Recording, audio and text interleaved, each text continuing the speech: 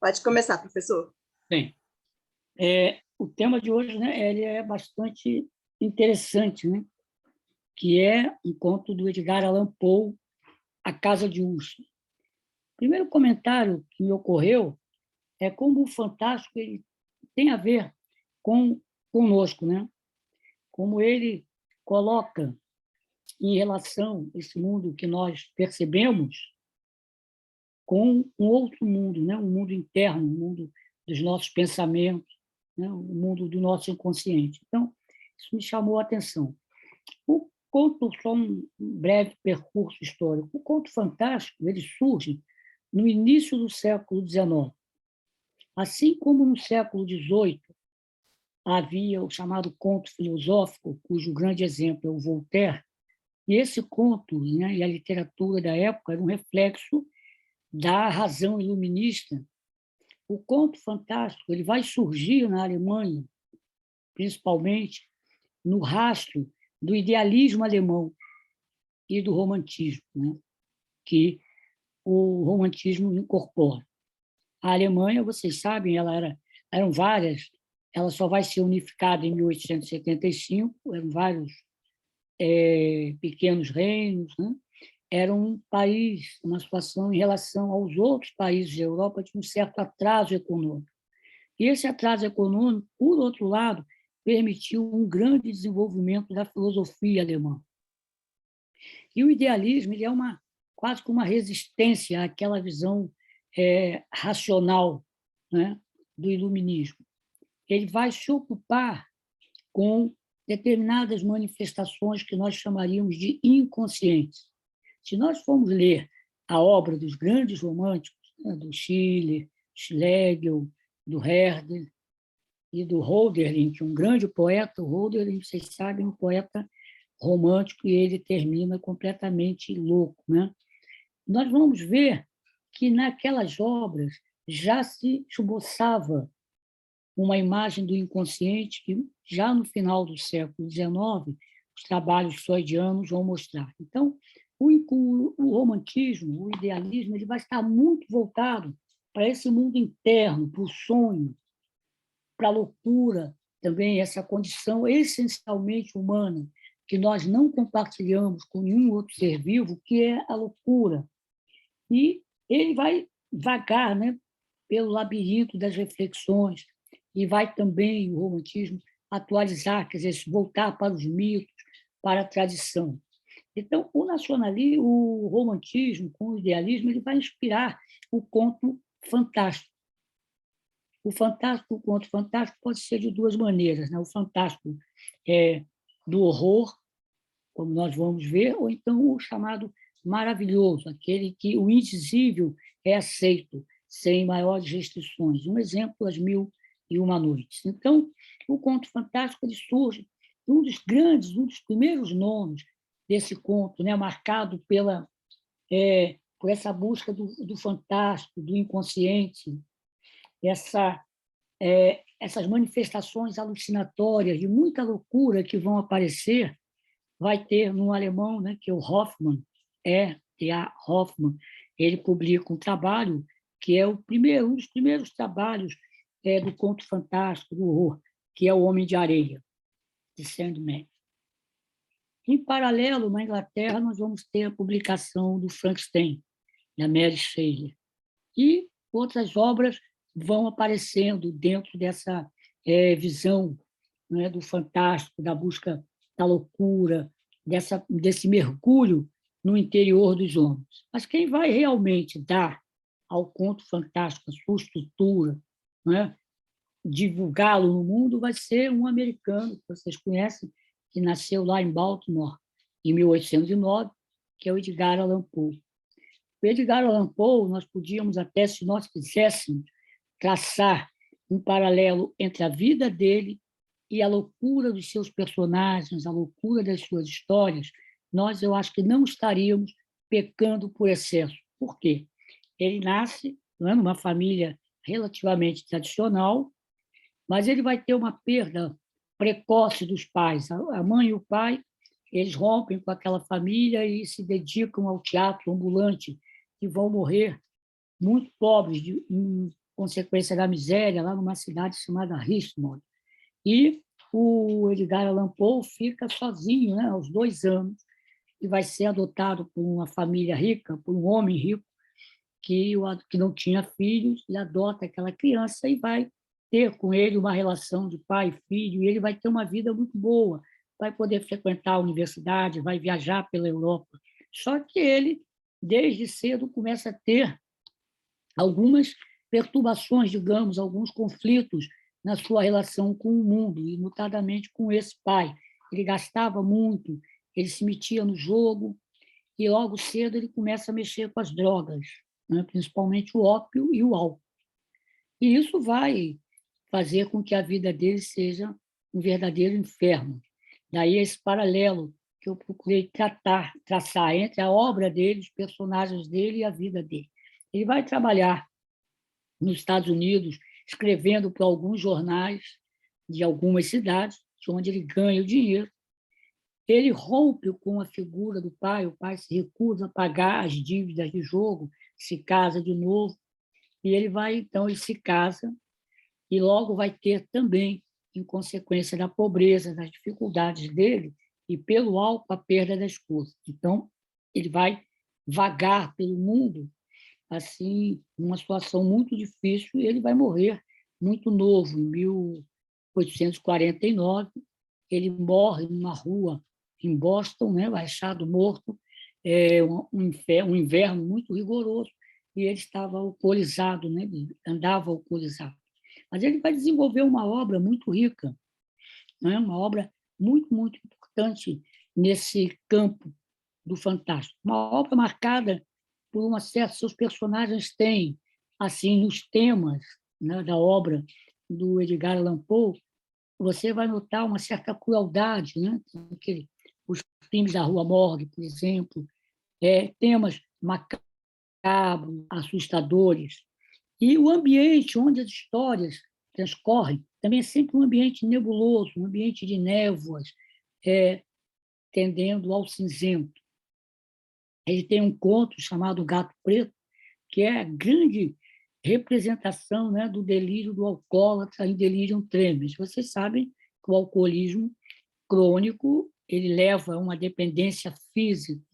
Quando o paciente, por alguma razão, bebe além da conta ou para de beber, ele é tomado por um quadro alucinatório, delirante, intenso, com bichos acossando por todos os lados. E esse conto, O Gato Preto, vai ser mais ou menos isso.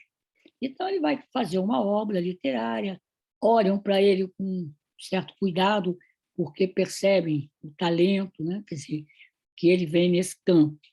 Mas ele vai realmente ocupar um lugar, assim, a literatura dele, mais importante, quando ele foi descoberto, a obra dele foi descoberta pelo Baudelaire, né? O poeta francês.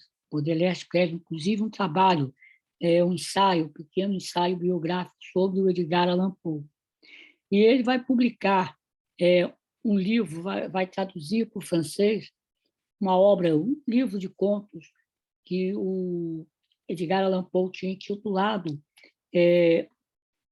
deixa eu só ver aqui o nome, que ele é meio complicado, Contos do Grotesco e do Arabesco. Aí o Baudelaire traduz para Histórias Extraordinárias. E esse livro, então, ele vai ter uma influência muito grande na França, no campo da literatura fantástica. Ele vai influenciar escritores como Théophile Gautier, por exemplo, como Gerard de Nerval, que vai publicar uma obra chamada Aurélia, né? Onde ele eleva o horror para o sonho. Ele vai influenciar, por exemplo, o Gogol, lá em São Petersburgo. Ele publica um livro de contos, seguindo o Edgar Allan Poe, chamado Os Contos de Petersburgo. E ele, então, a literatura dele vai se espalhando. É claro que antes da literatura dos contos fantásticos, já na Inglaterra vitoriana, havia os chamados contos, vários contos que lembravam um pouco os contos fantásticos, né? Eram os chamados contos góticos.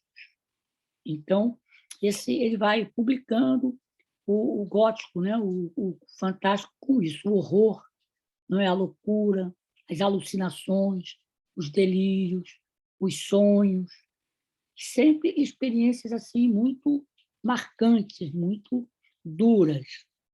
Agora, a obra dele, né, que foi proposta para ser estudada hoje, para eu não me alongar, é a chamada Casa de Usher.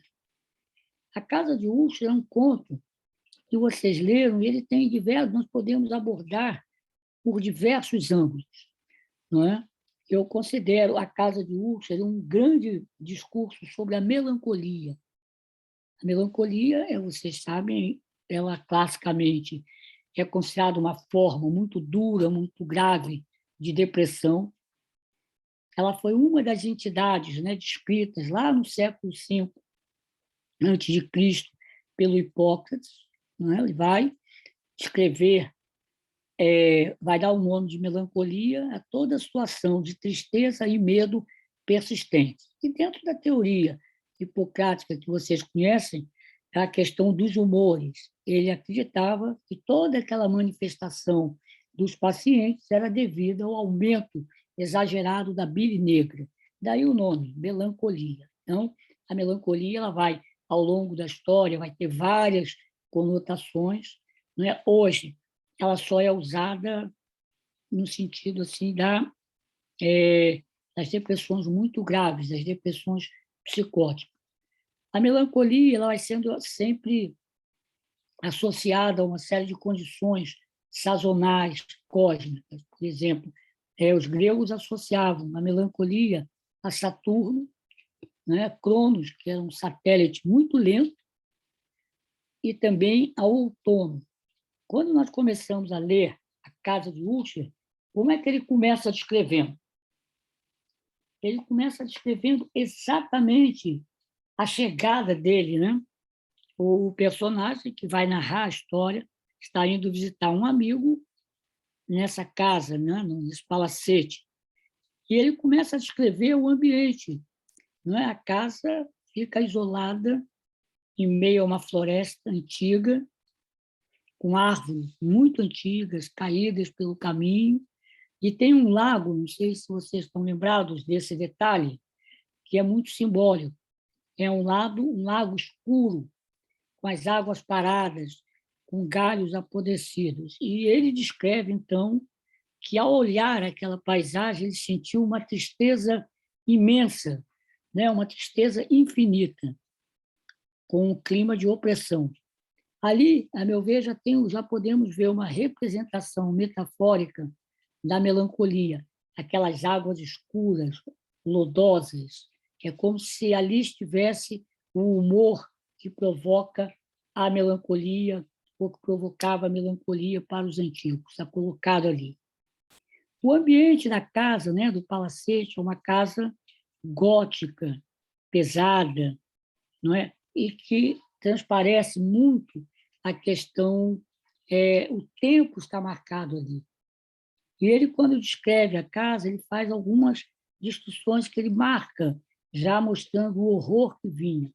As janelas abertas lembram olhos vazios, né? Os olhos vazios dos deprimidos.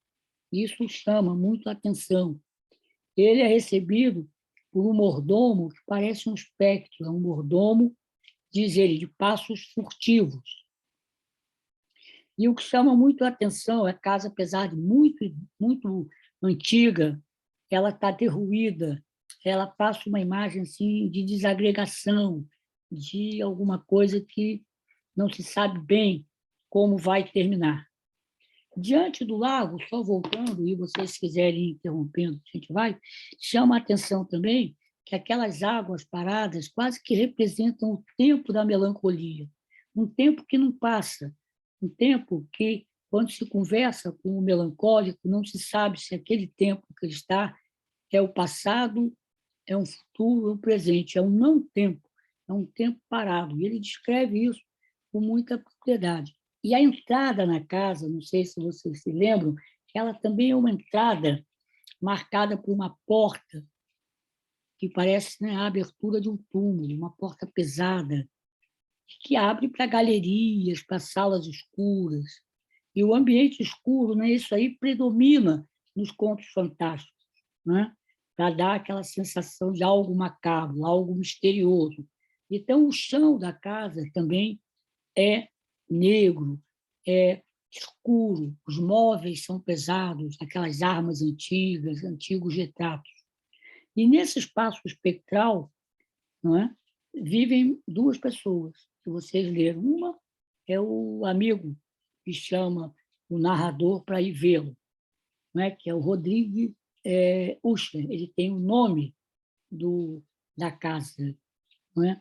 E esse homem ele se afasta, ele é uma pessoa isolada, ele se retira para esse mundo e ele começa a apresentar na relação com o narrador alguns temas que configuram o delírio do melancólico. O primeiro, um sentimento de culpa em relação ao passado, em relação à vida, um sentimento de indignidade, um sentimento de ruína, as coisas estão acabando. E também ele apresenta ideias hipocondríacas. Vocês devem estar lembrados que ele diz que ele estava morrendo de uma doença que ele não sabia qual era, uma forma de loucura. E esse homem, então, ele rompe todo e qualquer relacionamento com o mundo exterior, fica ali praticando jogos esotéricos, né? Mergulhado numa penumbra, e compondo determinadas músicas e determinadas pinturas que são completamente fora do contexto, parecem produções alucinatórias. Esse homem está ali, isolado, não é? E quem mora com ele, quem vive com ele, aparece numa das cenas, é uma mulher exangue, né? Uma mulher emagrecida, espectral, que é a irmã dele, e que ele diz que também estava muito doente. Então, aí nós temos alguns aspectos para destacar. Primeiro, a maneira como ele descreve essa mulher, a maneira dela se apresentar, ela lembra também uma outra figura descrita lá no século V pelo Hipócrates, que a imagem da histeria, né? Essa neurose que tem as mais variadas manifestações, não é, em que o paciente ele se mostra sempre assim distante, há uma dissociação entre o que ele apresenta e o sentimento. E sempre a histeria tem um caráter espetacular, teatral, mesmo no caso como dessa mulher que transita pelos corredores, pelas alamedas desse casarão. A histeria, só me permitam fazer um breve corte na história, que ela foi descrita pelo Hipócrates no século V como sendo algo essencialmente feminino. Ele estuda as mulheres de Atenas, né? Porque só as mulheres de Atenas apresentavam aquelas manifestações que hoje nós chamamos de histeria, aquelas ausências, aquelas grandes situações que lembram o sonâmbulo. E o que é que ele destacou para diferenciar a mulher do homem? A questão do útero, né, ístero, matriz. Ele, dentro da visão cosmológica, ele achava que aquelas manifestações que a histérica apresentava, as grandes agitações, os desmaios, as crises de ausência, eram provocadas pela migração do útero na cavidade abdominal, acompanhando as estações do ano. Na verdade, ele falava no furor uterino. Ele vai falar de uma maneira, de acordo com a época em que ele vivia, aquilo que mais tarde a psicanálise mostra com o Freud nos estudos sobre a histeria, uma neurose que acometia naquela época só as mulheres e que na sociedade moderna ela acomete o homem e a mulher. Tem a ver com a repressão da sexualidade e não com o útero. Por que acontecia na Grécia só nas mulheres? Porque a sociedade greco-ateniense era uma sociedade misógina. As mulheres não tinham espaço nas assembleias. A casa grega tinha um espaço reservado só para as mulheres, chamadas de gineceu. E o amor predileto entre os gregos era o amor homossexual. Então, isso gerava uma grande repressão da feminilidade, fazendo com que elas adoecessem.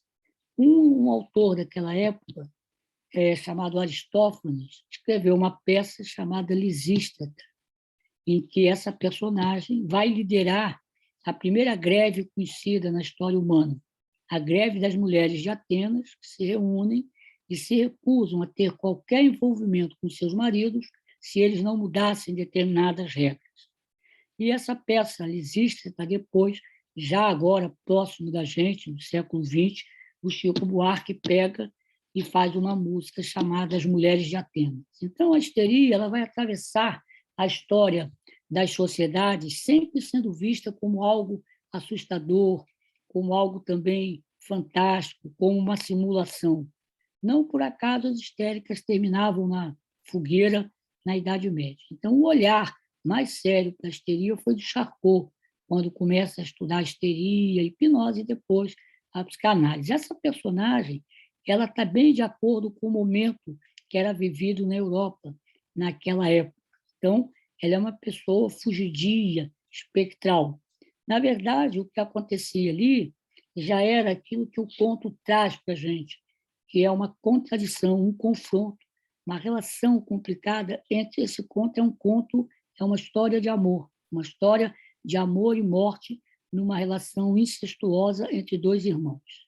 Então, a gente sabe, há já um ditado popular que diz que o alimento ele nos sustenta. Se a pessoa se alimenta demais, morre. Assim também, segundo alguns filósofos, o amor em excesso mata. E é o que vai acontecer com os personagens. Então, temos ali um melancólico, uma melancolia. A Casa de Usher, ela passa para a gente uma melancolia profunda, grave, irreparável, nas paredes, na decoração, na atitude do seu morador principal. Então, essa é a loucura que a Casa de Usher nos traz.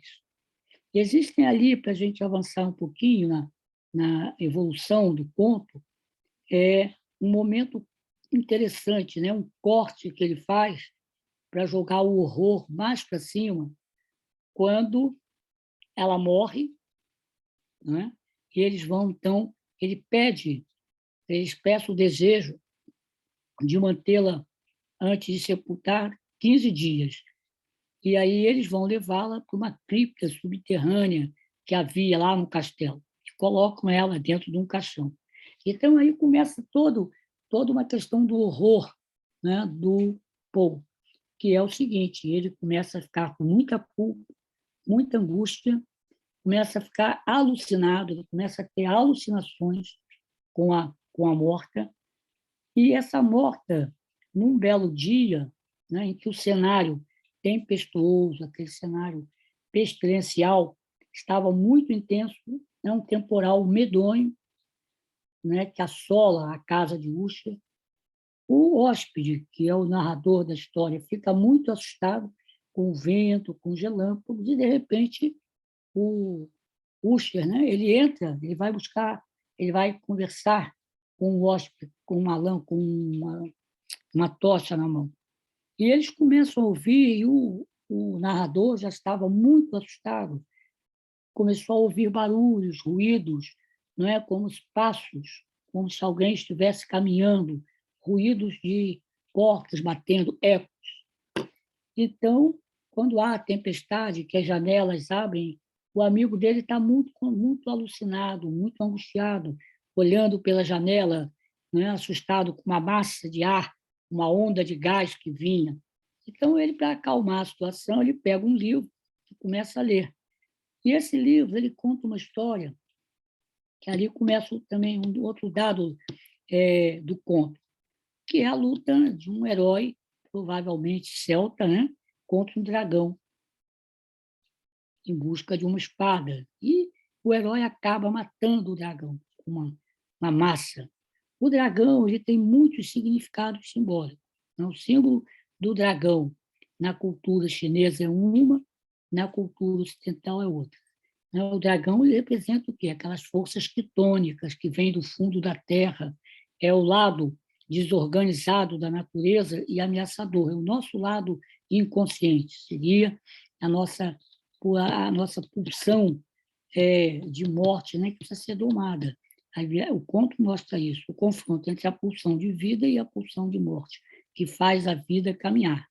Então, todo conto, o herói termina matando o dragão. Quer dizer, o processo marca o processo de socialização, de culturalização das pessoas. Então, o dragão morre e acontece o clímax do conto, quando a morta reaparece. Ela não estava morta, né? Aí já é a ficção, já é o corte. Aquilo que a gente chama, o fantástico, ele procura colocar o real no irreal.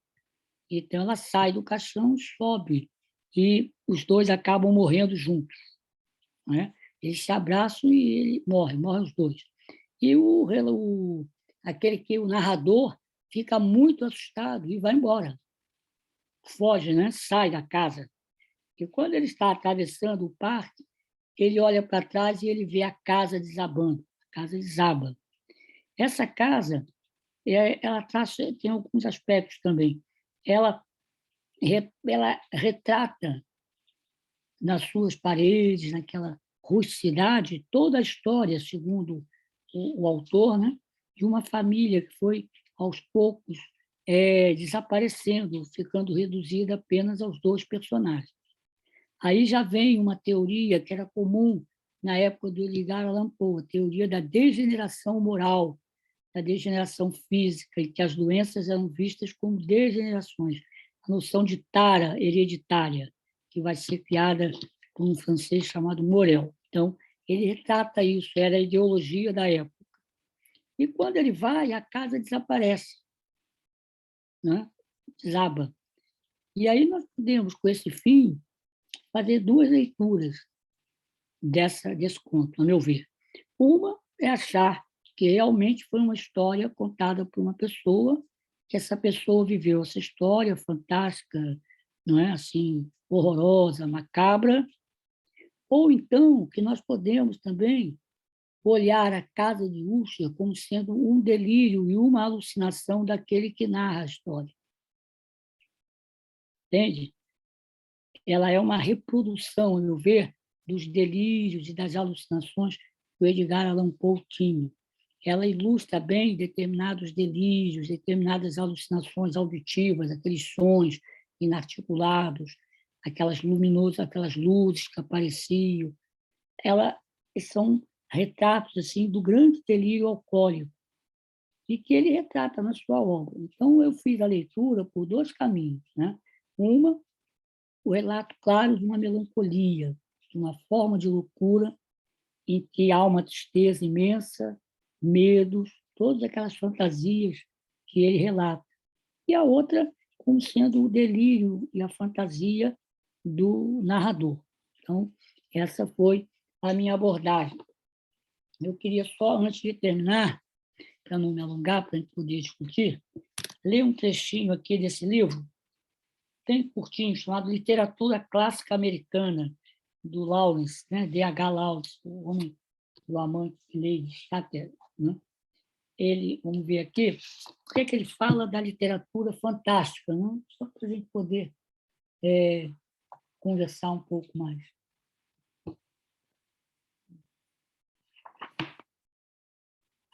Por que da aceitação, né, da literatura fantástica,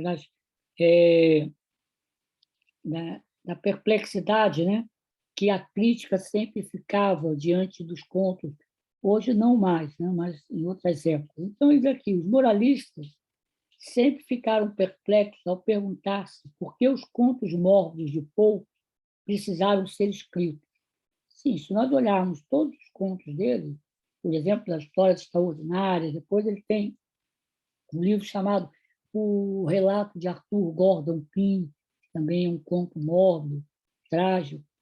E ele também tem um poema que todo mundo conhece, que foi traduzido, né, pelo Baudelaire, O Corvo, né, onde o personagem sempre diz nunca mais, nevermore, né? Então, esse caráter mórbido, né? Porque alguns críticos perguntavam. E o autor responde, precisaram ser escritos porque as coisas velhas precisam morrer e se desintegrar, porque a velha psique branca precisa ser gradualmente destruída para que toda e qualquer outra coisa possa acontecer. Então, ele reproduz aquilo que no início nós colocávamos, uma reação aquela razão iluminista, aquele racionalismo, não é? Mostrando, por isso que o conto fantástico nos diz respeito, porque ele derruba velhas consciências e ele mostra que, ao lado desse mundo real, o mundo interno, né, o mundo dos nossos pensamentos, dos nossos afetos, ele é tão real quanto esse mundo. Ele é tão real que abre espaço para esse tipo de literatura, esse tipo de conto fantástico. No Brasil, nós tivemos alguns autores também que transitaram por aí. Um deles, que vocês já devem ter lido, que foi, chama-se Augusto dos Anjos, né? Um poeta que cultivava a morte, cultivava a doença. Né? Ele tem uma poesia sobre a tuberculose, que era a grande doença da época. Então, o conto fantástico ele nos coloca na seguinte situação: coloca o duplo e o insólito da existência humana. Então, era isso que eu queria trazer, assim, pensando, né, e deixar agora que vocês falem e que a gente possa conversar. Professor, já tem duas perguntas aqui. Vamos lá. Primeiro, eu queria perguntar se a Júlia Cardoso gostaria de falar no microfone ou prefere que eu leia? Se ela quiser falar. É bom. Não. Então, eu leio. Obrigada. Oi? Eu gostaria que a senhora lesse, por favor, aqui está muito barulho. Ah, não, show, deixa comigo. Obrigada. Nada, Júlia. Olha só. Boa noite, professor. Comprei a edição Edgar Allan Poe, O Corvo e Outras Histórias. E na apresentação do livro, o editor aponta para a edição bibliográfica feita pelos... Aí, desculpa a pronúncia. Rufus Brunswick, rival literário de Poe, na qual ele erroneamente faz um retrato distorcido da imagem do autor, como mulherengo, drogado e sem amigos, que culminam em uma visão errada do público sobre Poe. O senhor sabe até onde podemos acreditar nesses traços de personalidade do autor? Olha só, tirando esse concorrente, né, do Poe, a biografia do Poe é muito conturbada, né? Ele realmente, desde cedo, ele começa a ter problemas no relacionamento, no trabalho. A relação dele conjugal foi sempre muito ruim, segundo outros biógrafos, né?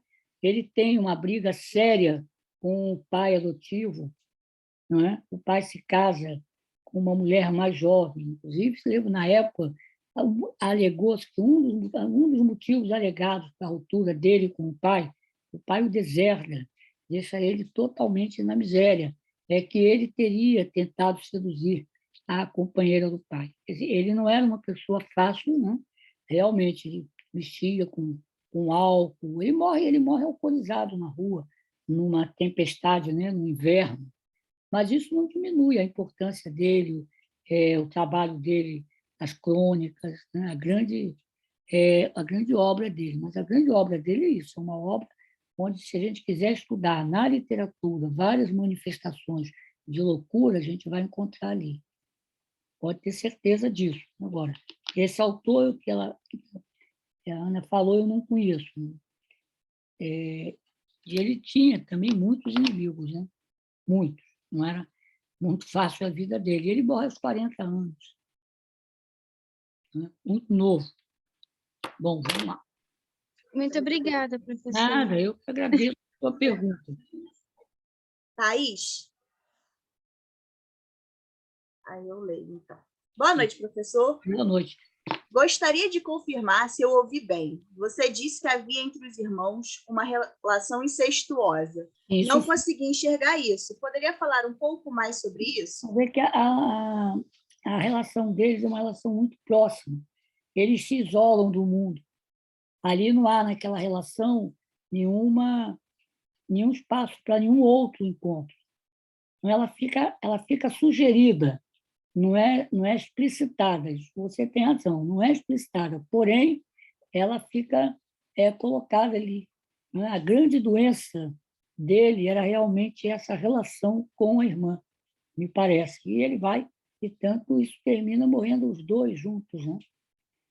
Aquela relação dele quando ela morre, aquele desejo de não sepultamento, pelo menos durante 15 dias, fica mais ou menos assim, uma certa consciência, ele deixa implícito ali como se ele tivesse um certo conhecimento de que ela não estava totalmente morta, não é? Quer dizer, aquilo seria um amor depois da morte. Realmente, a leitura que eu fiz me passou essa impressão de uma relação incestuosa, relação amor e morte ali. Não sei se respondi, né? Depois escreve aí, Thaís. Agora eu vou passar a palavra para a Adriana, que está com a mãozinha levantada. Está sem microfone, Adriana. Pronto. Nessa mesma passagem, professor, eu vi além da questão do incesto, que é observado ali, que também são duas questões, né? Além da questão do incesto, ela tem catalepsia, né? Que é um dos traços que possibilitam pensar na questão do incesto e até mesmo de abuso. Agora, a outra questão é que há uma relação espelhada entre os irmãos, né? Na medida em que eles são gêmeos, né? E em dados momentos, até mesmo pelo método do fantástico dele, ele vai trabalhar com essa deformação de duplo, onde não fica claro se é ele ou se é ela, ou se é o duplo, né? É o duplo, como eu terminei dizendo, o duplo, o insólito e o seu duplo.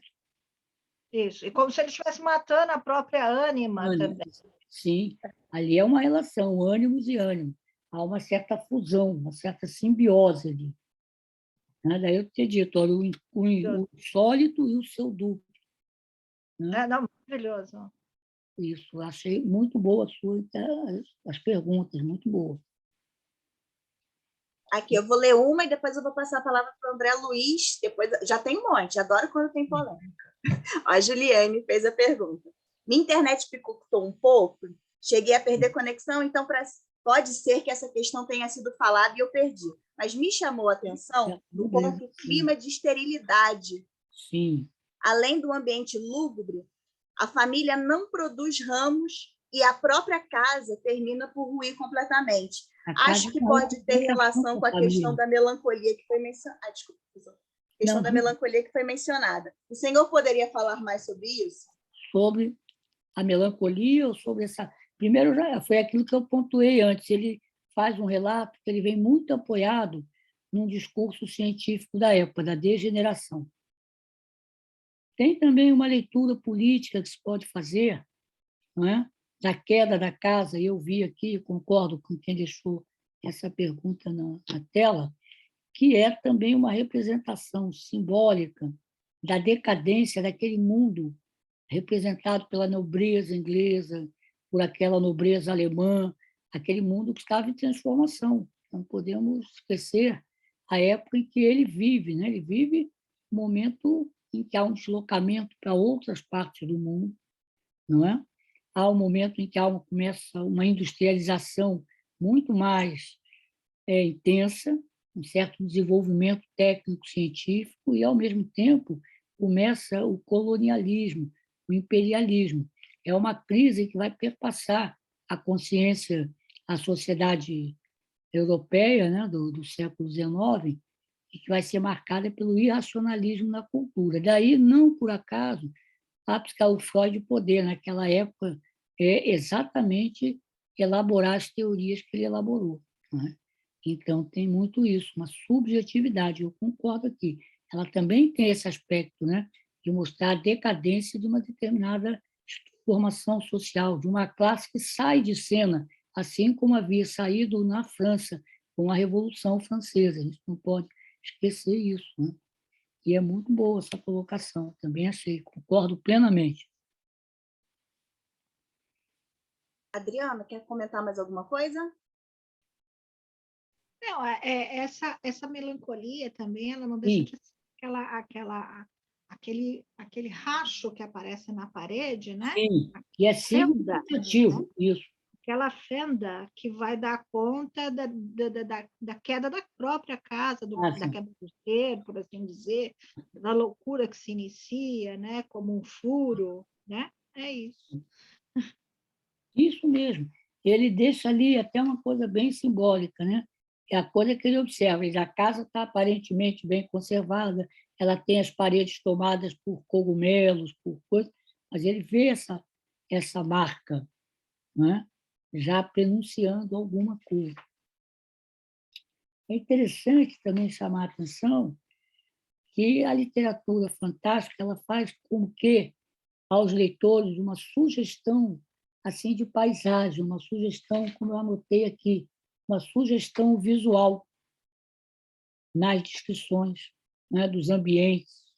Né? Ele descreve como era a atmosfera que cercava o lago na frente da casa durante a tempestade, aquela nuvem branca de gás, não é? As transformações quando a janela abre, que são extremamente alucinatórias ou ilusórias. Eles começam a ver mudanças no céu. Então, isso é muito interessante na literatura fantástica, né? Por esse conto do Hoffmann, chamado O Homem de Areia. É muito interessante, muito rico também, e vale a pena a gente ver. Vamos lá. André, pode ir. Ok. Professor Pavão, aproveitando o título do seminário permanente, Literatura, Psiquiatria e Psicanálise, eu gostaria de escutá-lo. Como é que o senhor vê o que há de psicopatológico na literatura e o que há de literário na psiquiatria?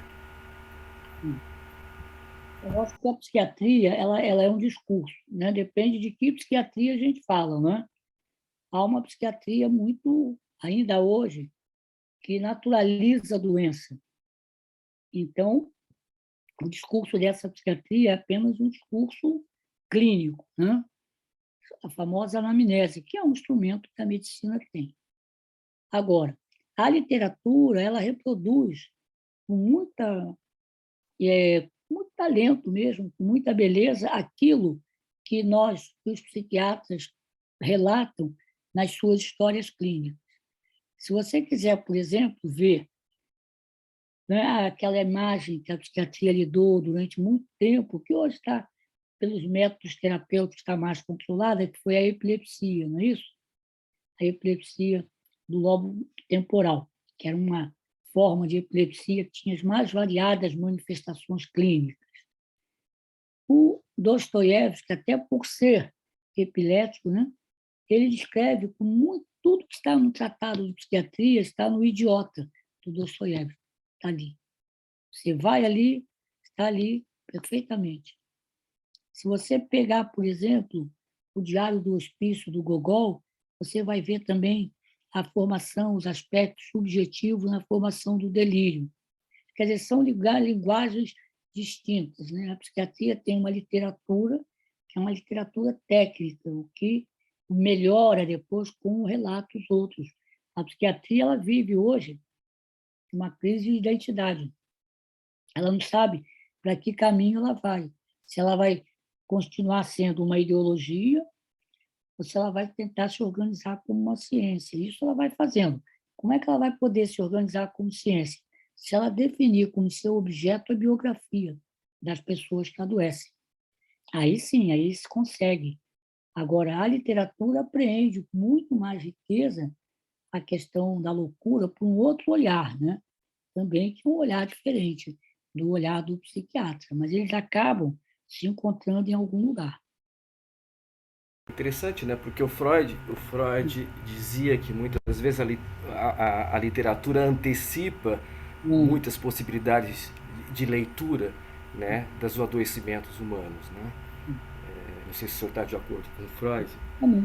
E o senhor falou da epilepsia. Tem um trabalho da Berta Hoffmann Azevedo, em São Paulo, no Hospital das Clínicas, não sei se o senhor conhece, que é a crise pseudoepilética, que ainda tem casos, a gente ainda encontra casos, né, de histéricas, porque ela está falando de histéricas aqui. Sim, a crise pseudoepilética, das histéricas, ela tem toda uma história, né? Quer dizer, a gente até diferencia. A grande crise epilética tem como característica básica a perda da consciência.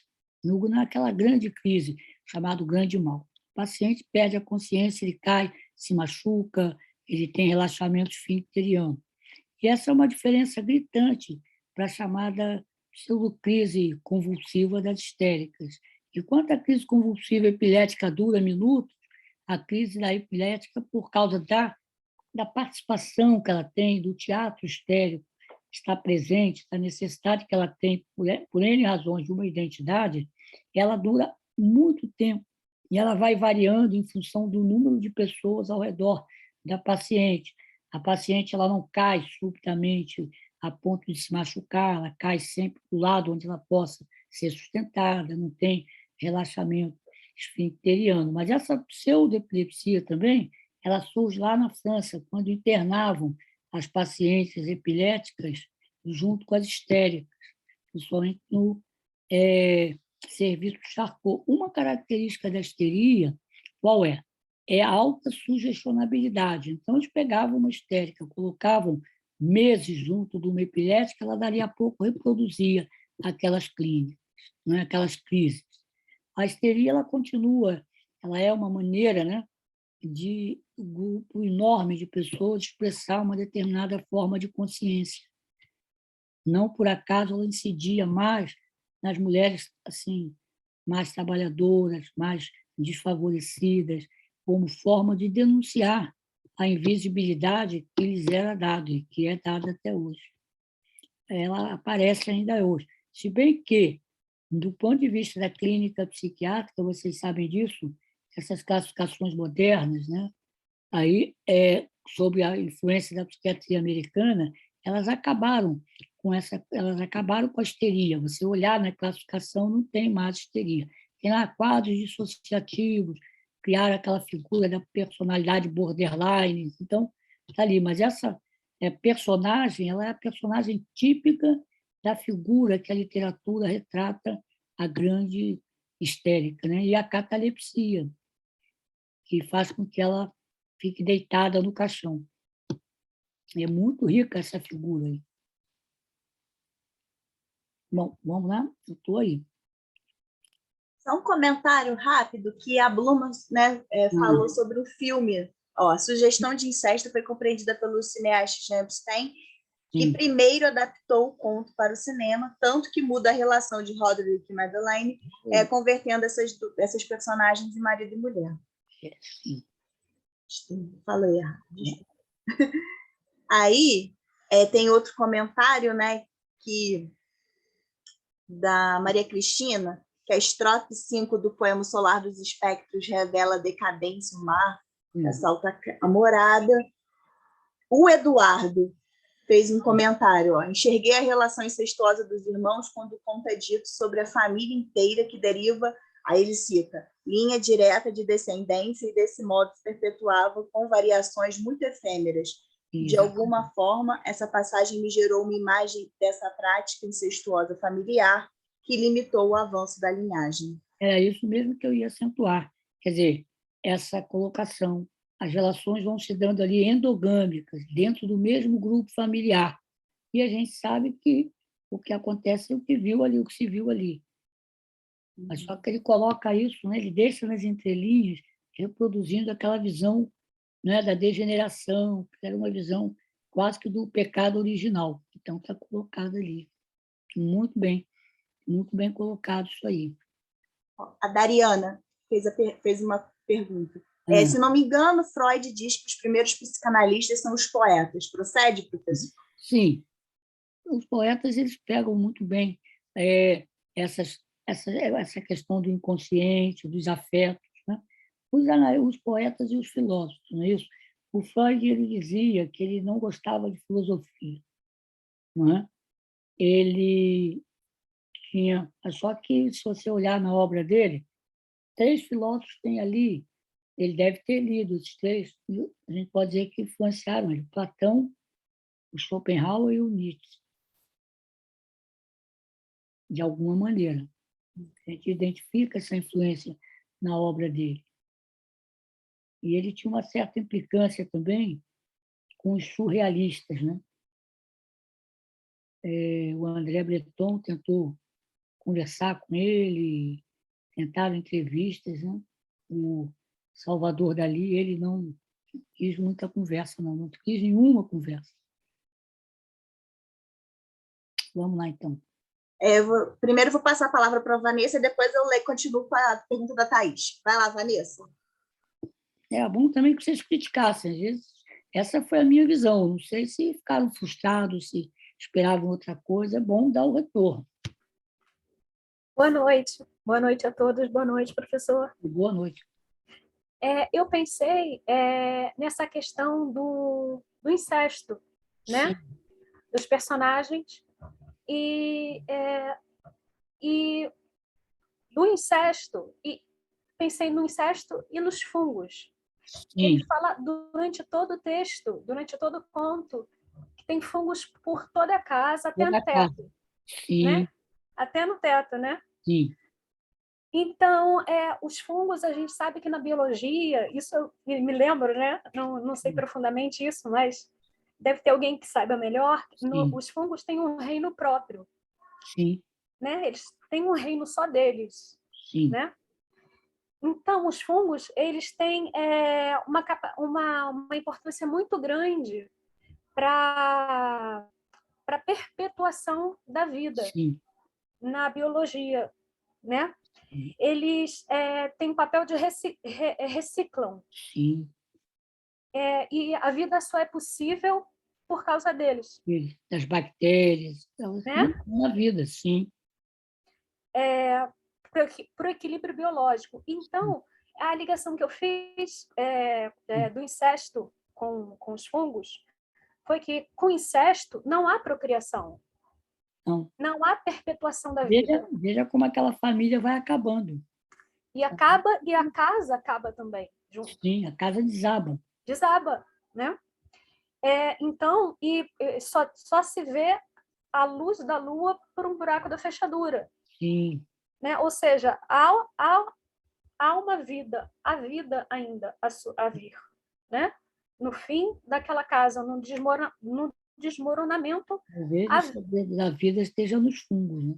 Né? Então, o fungo talvez sejam os fungos que estejam mofando aquilo tudo para que venha tudo a desabar e algo novo surgir, que é a luz da lua. Pode ser que a vida continue ali, né? Não com aquelas pessoas, né? Aquelas pessoas passaram, né? Passaram e algo novo possa surgir no lugar. Se a gente quiser, a gente pode fazer até uma comparação, me permitam, meio macabra, né? Sim. A questão do que está acontecendo hoje com o mundo, né? Sim. O mundo está sendo destruído, indiscutivelmente, né? A espécie humana ela corre risco. Se nós não pararmos esse trem louco, né, do capitalismo, nós vamos desaparecer, mas o mundo vai continuar aí. Sem a gente. As pessoas desapareceram e os fungos continuaram ali, né? Talvez, quem sabe, a gente possa fazer essa comparação. Não sei se é muito exagerada, mas me ocorreu agora. Uhum. Perfeito. Muito bem. Elizabeth? Olá. Olá. Na verdade, o que vocês estão discutindo é algo que eu já ia falar. Já foi falado. Só queria relembrar a questão do incesto, que eu acho muito evidente. Na literatura, no texto, tem um pedaço que ele diz assim, eu estou com um livro, né? Na página 36, diz assim: havia momentos, contudo, em que eu pensava que seu espírito, incessantemente agitado, se achava em luta com algum segredo opressor que ele não tinha coragem de divulgar. Aquela doença misteriosa que ia matá-lo. Isto. E que segredo opressor seria esse, sabe? Eu pensei essa coisa mesmo desse amor incestuoso, né? Que não só isso. Outra coisa que eu vejo, mas já foi falado em certo sentido, é que o texto é excessivamente romântico, no sentido de exacerbação dos sentidos, não é, professor? Esse é o romantismo, né? Exatamente. os sentidos, que a Vanessa até falou, alguém aí falou também, dessa questão dos sentidos. Começa com uma epígrafe auditiva, os sons, né? Então, há uma das cores, das imagens. Agora, isso é exagero romântico mesmo, não? Sim, o exagero do romantismo, Isso. do realismo alemão, né? E só também uma relação que é um pouco fugaz, mas que na relação das obras que eles leram, que acho que merecia, assim, para quem vai estudar mesmo literatura, seria esse diálogo com as obras. Por acaso, eu li há poucos dias o Belphegor, de Maquiavel. E esse Belphegor, não sei se conhecem esse conto, é o pacto da mulher com o diabo. Sim. Sabe? O Belphegor, um conto de Maquiavel, é isso? Você perguntou? Então, eu achei muito interessante também que a literatura, você tem que aquilo que o João César fala muito, você tem que ir para o texto, como ele dialoga, né? Nada ali é à toa, né? Tudo tem sua função. E o senhor professor falou uma coisa que eu achei fantástica agora, essa coisa do pecado original. Sim. Ser expulso para isso também me dá um outro viés, uma outra luz. Mas seria isso, uma contribuição. Adoro suas aulas, suas observações. Essa teoria, na mesma época do Paul, vivia um psiquiatra na França chamado Morel, Benedito Augustin Morel. Ele era um clínico, ele vinha lá das Minas, da Bélgica, mas ele era um católico assim rigoroso, ele era um católico que acreditava no pecado original. Então, ele começa a estudar as doenças e ele cria uma terapia, uma teoria de que as doenças iam passando de geração em geração por algo que ele chamava de uma tara hereditária, que depois hoje se admite que é uma coisa genética, e que, com o passar do tempo, as doenças iam se caracterizando por determinadas formas. E até que chegava uma determinada geração que essa doença aparecia quase que diluída, sob a forma de transtornos de personalidade. E ele fazia uma comparação entre a tara hereditária como se tivesse um pecado original. Isso gerou muita confusão e gerou muita culpabilização das pessoas. As pessoas tinham vergonha, é como se, ao revelar a doença de um membro, elas estivessem revelando esse segredo da família. Isso criou assim, muitas dificuldades no tratamento dos pacientes psiquiátricos. Foi assim. Essa história da questão incestuosa, o incesto, ele surge, ele é um marco antropológico, que permite, ele, quando rompe, não é do ponto de vista natural que o incesto é proibido, não há impedimento, mas ele é impedimento por normas culturais, não é aquela questão do totem e tabu, para que a sociedade pudesse avançar. Então, uma sociedade incestuosa, um grupo, aconteceria como aconteceu com essa família. A tendência é se extinguir. Tem um caso célebre, no início do século XX, de incesto, de uma relação incestuosa. É um pintor alemão chamado Georg Trakl, que ele e a irmã tinham uma relação, ele tinha uma fixação na irmã, não é? Uma paixão que acaba levando à morte também. O uso da droga, a heroína, para lidar com essa situação. E eu acho que esse conto mostra isso. Vamos lá. Vanessa Elizabeth, tudo bem? Show. Pergunta da Thaís. Poderia falar um pouco sobre a hipersensibilidade auditiva do personagem dono da casa? Poderia citar algum distúrbio psiquiátrico em que isso é sintoma? Você pode ter em várias condições. Por exemplo, você pode ter nos quadros de muita ansiedade, o paciente tem ele fica muito sensível aos estímulos. Você pode ter, em certas situações da esquizofrenia, em que o paciente passa por um processo de despersonalização, em que ele, por exemplo, ele perde os limites, a gente chama assim uma alteração da consciência do eu, que tem uma função que nos permite diferenciar o eu do mundo. Cada pessoa sabe onde começa e onde termina ela, onde começa o outro. Por exemplo, certas formas de esquizofrenia, isso se perde. Um exemplo disso, 2 exemplos. Assim. Uma vez, lá na enfermaria, lá no serviço de psiquiatria, é uma vila, são 4 casas ao redor de um jardim. Então, tinha uma paciente jovem, ela estava sentada no banco, então, tomando sol. Quando os jardineiros do hospital, da universidade, foram fazer uma poda numa amendoeira, que estava caindo um galho, né? Quando eles começaram a cortar a amendoeira, ela começou a gritar de dor, pedindo que eles parassem, queria empurrá-los da escada, porque ela e a amendoeira eram uma mesma coisa. Então, cortar a amendoeira, ela estava sentindo como se fosse com ela.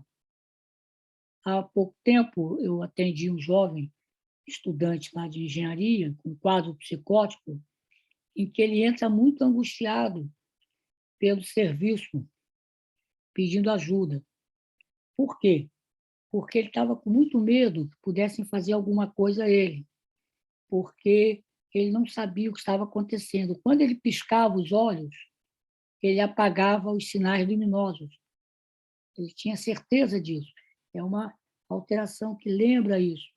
Você está me colocando. Né? E também essa questão de sentir coisas no corpo. Isso acontece em várias situações neuróticas, em outras depressões ansiosas.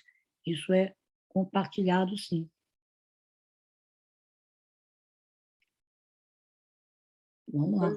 Vou ler só mais uma pergunta e depois eu passo para a Cláudia. A Maria Clara pergunta: a queda da casa de Usher, o desfecho desse conto de Poe, me lembra o esvanecimento do Pai de 100 Anos de Solidão, de Garcia Marques, mostrando ambos a transição de uma época para outra.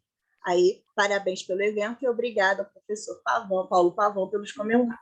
Quer dizer, eu me lembro dos 100 Anos de Solidão, né, do Garcia Marques. Ali é um realismo fantástico, que tem diferenças até conceituais em relação à literatura fantástica. Né? O fantástico, a literatura busca o macabro, às vezes os temas são cruéis, uma certa loucura. Não é? Quer dizer, é uma reprodução, é um diálogo entre o mundo interno e o mundo externo. Já o Garcia Marques tem esses pontos também, algumas coisas que a gente pode associar, mas já é uma coisa mágica, né? Já é uma coisa que se dá numa dimensão que a gente chama o fantástico maravilhoso. É um maravilhoso por quê? Porque aquela coisa inverossímil ela é aceita mais facilmente do que o horror que essa literatura tem, que, por exemplo, o Frankenstein traz para a gente. Agora, uma pergunta ali que eu não saberia responder, que agora até me chamou a curiosidade. Qual o significado da palavra Usher? Isso aí eu não sei, eu juro que eu não sei. Usher é um nome pessoal, né? Nome de uma família. Na Inglaterra. Oi, professor. Oi, diga. Oi. Então, hoje em dia eu já sou uma professora aposentada.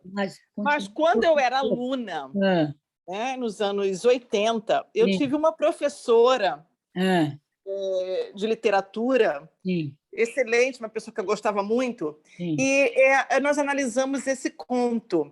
Ela trouxe uma interpretação completamente assim, diferente da abordagem nossa aqui, mas assim, eu acho interessante a gente comentar para expandir. Né? Ela traduziu Usher na época, não como um nome de família, mas ela explicou o seguinte, que em determinado período histórico, os padres eram autorizados a se casar, até os papas eram autorizados a se casar. E que a mulher, nesse caso, a esposa, em inglês era chamada de usher. E a gente não acha nem essa tradução direito em dicionário, foi uma informação que me foi passada, e ela analisava essa casa como sendo a própria igreja, inclusive, como sendo a queda da própria igreja, dessa casa, né? Até por essa questão toda com o senhor falou aí, da questão incestuosa, se não me engano, em português ela traduziu Usher como soror, eu não tenho certeza, mas disso que faz muito tempo. Mas é uma visão assim, que eu achei muito interessante na época, né, que eu tive esse contato, e que eu não vejo mais isso aparecer em artigo nenhum que eu tenha lido sobre essa obra. Eu nunca mais achei essa interpretação que essa professora me trouxe, com essa coisa de um pecado original, de uma sexualidade. O que o senhor acha sobre isso? Pode ser, né? Até pelo final, né? Da Casa de Sabá. Isso, pois é. Uhum. Ali nada mais podia continuar. Também, né, uma visão assim muito, né, do autor também. Quer dizer, o conto permite muitas abordagens. Pode entrar nele, acho que por muitas portas. Mas eu vou pensar nisso. Essa pergunta foi boa. Obrigada. Eu sempre tomei o nome Usher como o nome de uma família. Olhadinha nisso. Eu encontrei aqui como porteiro, arrumador também. Tá vendo? Porteiro, arrumador, né? Substantivo comum e verbo usher, né? Figurativo, marcar o início, hospedar início, inaugurar, dar lugar a express. Wall of Berlin, wall. A queda de Berlim, né? Paris, ushered is a new period in German history. Está ótimo, levando aí para todos. Muito bom, muito obrigado também. Né? Eu estava até lendo um livro sobre a queda de Berlim agora. Foi ótimo. Muito bom. Viu como as coisas vão? Substantivo comum e verbo. Ótimo. Bom. Próxima pergunta, professor. A Débora pergunta. Olá, minha pergunta é sobre o desfecho. Se trata de um fim positivo para uma história de melancolia? Como é que... Bom, né, a melancolia, se você olhar, a melancolia ali dessa casa é uma melancolia profunda, né? Intensa. É uma melancolia que não tem resgate, que não tem saída ali. Quer dizer, a maneira como o autor encadeia a história só permitiria esse fim. Né? Também dá a impressão dele fazendo uma projeção dos seus fantasmas, né? E jogando nessa casa, nesse fim, a sua própria melancolia. E se você olhar a história do Poe, ele é um melancólico. Melancolia termina muito... A melancolia é uma depressão muito grave, né? Uma depressão terrível e de difícil tratamento, mas você trata, né? Você trata. Essa semana que passou, uma residente me pediu se eu podia ajudá-la, que ela estava com dificuldade no exame de uma senhora. Tem uma depressão gravíssima. Então, eu fui examiná-la. E entrei, me cumprimentei. A paciente entrou, pedi que ela sentasse, né? Aí, surpreendentemente, ela afastou a cadeira para bem longe da nossa mesa, mais longe do que já estava, né? Embora estivéssemos de máscara e tal. Aí eu perguntei a ela se ela estava preocupada, né? com alguma infecção, por que ela havia colocado a cadeira tão longe. Aí ela virou-se e falou assim: mas vocês não estão sentindo? Mas sentindo o que? O cheiro que eu exalo? Mas qual é o cheiro? Eu já morri, eu estou morta, isso é um cheiro de pessoa morta. Quer dizer, uma morte existencial, que é uma das características da melancolia. A melancolia realmente é pesada, né? Muito pesada. Então, essa melancolia, ela é assim, uma coisa profunda, grave, né? E agora o fim que ele faz é esse mesmo, ele apaga, né? Ele desaba a casa, aquilo ali não pode continuar, se afasta, né? Me parece que ali também, toda aquela casa, são muitas leituras, essa foi uma que eu fiz. Aquela casa, ela, na verdade, eu me perguntei, ela existia, ela não é uma fantasia, ela não foi uma criação do narrador, num dos seus delírios, né? Melancólicos ou alcoólicos, não sei. A gente pode ler de duas maneiras, uma como foi lido aqui, ou de outras maneiras. Agora é um conto bonito, né? O conto foi publicado em 1839. Quem, não sei se vocês já leram o Baudelaire sobre o Edgar Allan Poe, né? Ele tem um ensaio sobre ele que é muito interessante. Mostra bem essa questão do autor. Bom, vamos lá. Passar para a Cláudia. Sim. Fala, Cláudia. Professora, eu estava ouvindo o senhor comentar 3 assuntos que me chamou a atenção. Não. Esse foi o último, agora você comentou, Isso. sobre a moça e a amendoeira, né, a árvore lá. Sim. E do jovem, e desse relato que o senhor comentou, da moça que estava morta em vida. Em vida, exatamente. Eu vou dar um exemplo de mim, porque tem recentemente que eu voltei para estudar, passei por um processo, estou passando ainda, e me vi nessas 3 versões aí. Voltei para não desistir, porque fazer 3 anos que Deus recolheu meu filho. Eu estava de plantão. Eu estava de plantão no dia que ele faleceu. E assim, foi na cidade vizinha, cheguei na minha casa, tinha deixado ele em casa, e quando eu cheguei recebi a notícia, né? Mas assim, eu me vi nessas 3 etapas, até eu ia perguntar como que a gente podia conversar para poder explicar mais. Até meu TCC está sendo as 5 fases do luto sobre isso. Eu me vi dentro desse aí porque a amendoeira, eu senti como se ela estivesse morrendo. Foi algo que ela se prendeu, ela se colocou. Quando o senhor falou da casa, eu me vejo como aquela casa, se mesmo o senhor falar, foi comentado de olhar pelo buraco da fechadura. E muitas vezes a gente se torna um fungo vegetal morto, mas ali sem vida. E tem situações que eu me coloco, às vezes eu fico pensando, eu estava de plantão no dia que aconteceu isso. É médica também? Você é médica? Não, sou da área da saúde, já tenho 12 anos, mas também sou, assim, médico passou para mim a medicação tudo, mas eu não consegui tomar, retornei para a faculdade para não pensar em fazer algo. Então foi uma forma de eu me colocar de pé. Ele tinha 16 anos, né? Eu tinha acabado de sair de um plantão de 48 horas. Aí a notícia que ele tinha falecido. Uma coisa pesadíssima. Aí foi onde eu me vi dentro dessas 3 etapas, porque às vezes a gente morre, no sentido figurado, morre, mas os outros não vê que você está morrendo. E muitas das vezes não entende que a morte não é só física. É por dentro. Às vezes você se dá de forte, você sorri, você brinca, você conversa, mas às vezes aquele pedido de socorro você não consegue colocar para fora. Então, quando o senhor comentava dessas 3 etapas, quando o comentário do fungo, o comentário do olhar pela fechadura, nem sempre é uma sepultura. Às vezes você está sepultado em vida, às vezes você está ali, mas você já por dentro você já está arrebentado e a pessoa não entende. Você pode sorrir, brincar, muitos não vão olhar para você, poxa, mas ela está sempre bem. E não é uma verdade. Se torna assim como se fosse uma forma de se esconder, de se guardar, afastar das pessoas.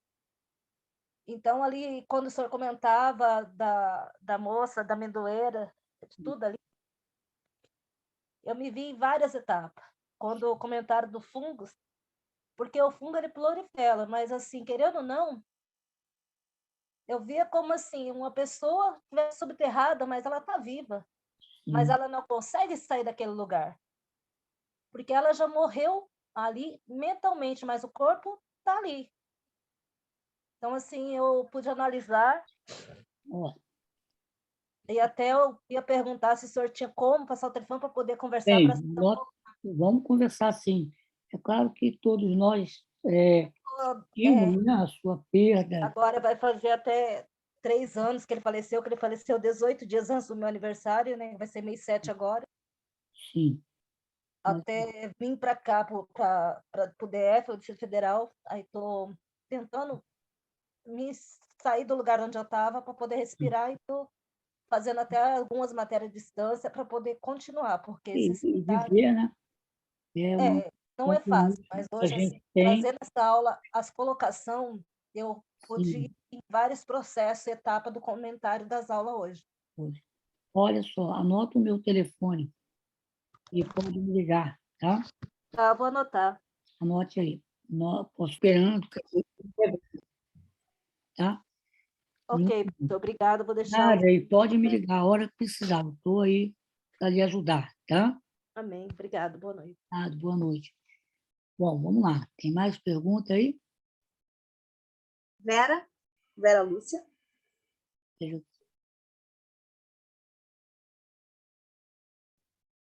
Boa noite, professor. Oi, boa noite. Eu só queria retornar à história do Morel, do pecado original, numa outra figura que eu também identifiquei nessa leitura, Sim. como toda essa casa, uma paisagem de memória, mediada por um narrador que talvez, num viés de leitura, também pudesse estar num delírio, né? Mas essa casa, na verdade, como uma representante de uma neurose que o Freud chamou de neurose de destino. Sim. Né? O narrador, desde a sua primeira entrada, ele não nos deu outra saída que não imaginar que tudo iria ser ruína. Ruína. Então, além da teoria, né, da famosa teoria do Morel do pecado capital, também identifiquei a breve estada do Freud nessa figura de neurose de destino, mediada por um narrador que, na primeira descrição dessa casa da memória, ele já não nos abre outra possibilidade de um destino fixado, de ruína de tudo, né? Ou por memória, ou por um acontecimento onde ele é testemunha, mas, de qualquer maneira, uma neurose de destino. Queria ouvir o senhor sobre essa possibilidade também, dessa imagem freudiana. Sim, seria ele, né, aquilo que eu coloquei antes, quer dizer, seriam as recordações dele nessa casa. A gente pode citar também. Também. E ele já marca ali que ali não tem saúde, não tem saída ali. Não tem saída, exatamente. Ou seja, atravessou aquele caminho, cruzou o lago, é aquele mundo que está ali, que é um mundo fantasmático, né? Que é o mundo dos fantasmas, que é o mundo do inconsciente, não tenha dúvida disso. Ele está colocado ali dentro, ele faz um relato que a família não se reproduz, mas não tem um tempo histórico ali. Ele não data a história. E isso pode ser realmente essa neurose aí de destino. Muito, muito bem colocado até. Muito bem sacado. Bom, vamos lá. Pergunta da Ingrid. Sim. O senhor acredita que a arte e literatura acaba recebendo a função de espelhar nossos transtornos psiquiátricos? Ou que a arte e literatura justamente evoque a possibilidade que o indivíduo que já tem esse focamento do mundo em si, possa, portanto, ter a possibilidade de vomitar seu transtorno? Sim. Olha, a arte, a literatura, qualquer arte, ela existe, né? Já houve alguém que disse que a vida só não basta. Ela tem esse papel. É claro que a literatura, eles reproduzem uma outra linguagem, a questão dessa condição que só nós vivemos, que é a loucura. Mas é uma outra retomada, né? Uma retomada por um outro olhar, que complementa o olhar, deveria complementar o olhar da psiquiatria. Eu acho que sim, acho que ela reproduz e reproduz muito bem, e com muita beleza, né? Com muita beleza, eu acho que sim. Eu concordo com essa colocação. Falar do Tarso e depois já passa para a Adriana, tá? A sensação que tenho quando li esse conto e outras histórias dessa época é de um isolamento das pessoas doentes. Parece nunca haver uma saída que não seja a autodestruição. Acho que isso reflete muito a época. Sim. É claro que uma coisa é a doença vivida na dimensão clínica, outra é ela vivida na dimensão literária. É claro que um grande número de pessoas com suas queixas, com seus sofrimentos, não se torna objeto de tratamento psiquiátrico, né? Indiscutivelmente. E é bom que seja assim. É bom que não haja essa necessidade que a loucura possa aparecer e ser descrita por outros caminhos. Isso, tinha um filósofo francês chamado Georges Politz, ele dizia isso. A psicologia e a psiquiatria não têm o segredo dos fatos humanos, porque esse segredo não é de ordem psicológica, não é de ordem psiquiátrica, tem uma outra dimensão, né? Agora, é claro que a doença em si, como entidade clínica, realmente ela é sofrida, o paciente sofre, só quem não vive o dia a dia da clínica não imagina. A gente tem uma certa tendência também à glamorização da loucura, não é? Mas essa glamorização, às vezes, ela atrapalha um pouco o próprio paciente. Nem todo paciente psiquiátrico é gênio, nem todo paciente psiquiátrico vai fazer uma grande obra literária ou uma grande pintura, embora alguns desses gênios tenham tido problemas, mas não é bem assim.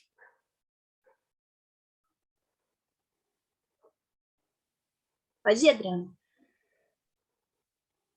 Microfone. Opa. Bom, só mais duas coisas, né? Uma é assim, é uma contribuição, né? Do texto da Júlia Kristeva, que trata sobre a melancolia, que é o Sol Negro, né? É um texto maravilhoso. Sim. Que a gente tem que ficar usando até como assim, manual para entender, né? A melancolia.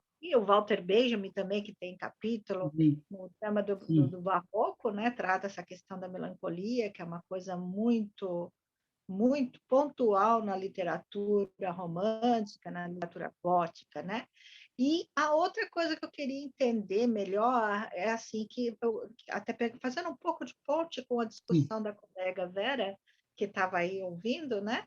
Colega, dizer, né? Que está aqui na sala de aula, né? Do destino, né? De ter essa destinação. Que me faz pensar ainda na fase estruturalista, né, de certa forma, porque assim, o sujeito destinado, não tem jeito, é como uma cisma, né?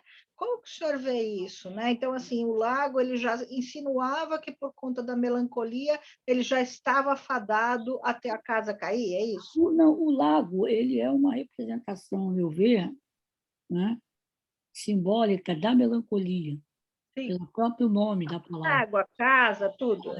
Ali, uma melancolia profunda. A estrutura já deu destino. Se estava fadado, não. Ele não faz esse destino. O que estava fadado ali, que não dava saída, é que a melancolia era um sintoma de uma relação complicada, da qual eles, ao longo do tempo, não souberam sair. Não só os dois que estavam ali, a família, né? Eles foram caminhando. E, pela história, não havia outra saída possível. Não tinha dúvida. Ali, não é um fatalismo, não é uma questão do destino, mas é pela história, né? Pela biografia das pessoas. Eu entendi assim. Aqui, o que eu quis dizer, professor, assim, tendo um destino, que eu já fiz um outro texto falando sobre essa questão do destino. Sim.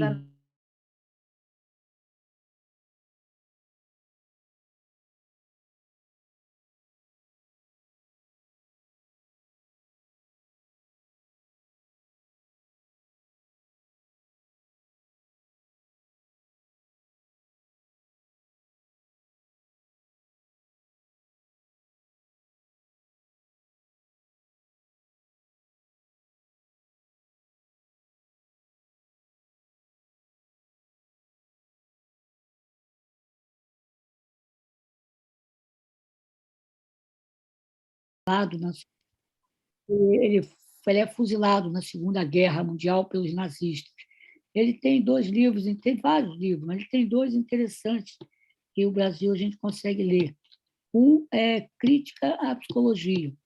Ele faz uma crítica epistemológica à psiquiatria, que é um livro interessantíssimo, um volume curto, É muito interessante esse livro do Pulitzer, né? Crítica aos fundamentos da psicologia. Vale a pena ler. E um livro bom sobre melancolia é de um autor francês também, que ele foi psiquiatra, psicanalista, foi para o campo da literatura, da filosofia, né? O Jean Starobinsky. Ele tem um livro muito interessante, A Tinta Negra da Melancolia, uma história cultural da depressão. Tem um capítulo muito bonito dele sobre o médico que cuidava do Van Gogh, do Dr. Gachet. E ele estuda bem a melancolia, né? Essa maneira de estar no mundo, muito complicada. E ela atravessa o tempo, né? Ela vem desde lá da Grécia até hoje, acompanhando a gente. Muito bem, vamos lá. Eu vou ler uma pergunta e depois eu já passo para a Vanessa, tá, Vanessa? Você já fica atento. O professor terminou, você já emenda. Ó, a pergunta é da Silvana. No estudo do espaço na literatura, Osman Lins diz que a atmosfera são as sensações que emanam do ambiente que vão ao encontro do personagem de espírito, do estado, desculpa, vou repetir. São as sensações que emanam do ambiente que vão ao encontro do estado de espírito do personagem. Então, o ambiente nebuloso, as cores opacas, sombrias, a rachadura, podem ser entendidas como o estado psíquico, melancólico do personagem? É a relação, a projeção desse estado na relação com o estado, com o espaço, né? A projeção do espaço físico, do espaço interno com o espaço físico. Porque o espaço, a geografia, ela é representada, né? A nossa relação com o meio físico é uma representação. Os mapas, né? As fronteiras. O nosso espaço, a doença mental, ela tem a loucura, não digo aí, no caso, ela tem todo o quadro psiquiátrico, ele tem na sua base uma desestruturação da temporalidade. Por exemplo, o melancólico, como é que é o tempo na melancolia? Ele volta, ele atualiza o passado. O melancólico é alguém que vive num presente sem futuro, ele traz o passado. Aqueles quadros de agitação, de mania, são o contrário. O paciente vive no presente, né? Mas ele não olha para frente, ele não tem futuro, ele está sempre se lançando. E a melancolia é isso, é uma retroatividade do tempo. Tanto é que, lembra, que eu fiz essa associação com o lago. O lago ali é parado. Qual é o tempo ali? Eu acho que tem a ver isso, sim. O Osman Lins é um bom escritor. Eu acho que é um romance, né? A Rainha dos Cárceres da Grécia, né? Se não me engano. Muito bem, vamos lá. Temos aí alguém. Professor, Ah, falaram sobre o lago. sim.